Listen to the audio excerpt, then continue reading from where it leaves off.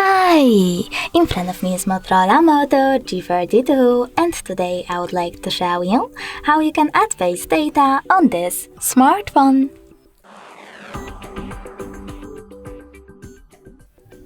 Firstly, just open Settings and tap on Security section. Then you need to scroll down a bit and click on Face Unlock. Then enter your current lock-in method, read the disclaimer and just set up at the bottom right corner. Then click on Setup one more time after reading the disclaimer.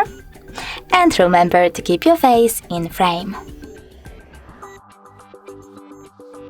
Finally, you can adjust all of those face unlock settings however you wish to by clicking on those two switchers, and when you're ready, tap on Next.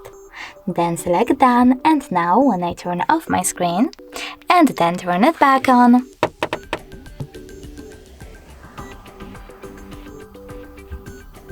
I can see that face unlock is working properly. Thanks so much for watching. If you enjoyed this video, don't forget to leave a like, comment and subscribe. Bye!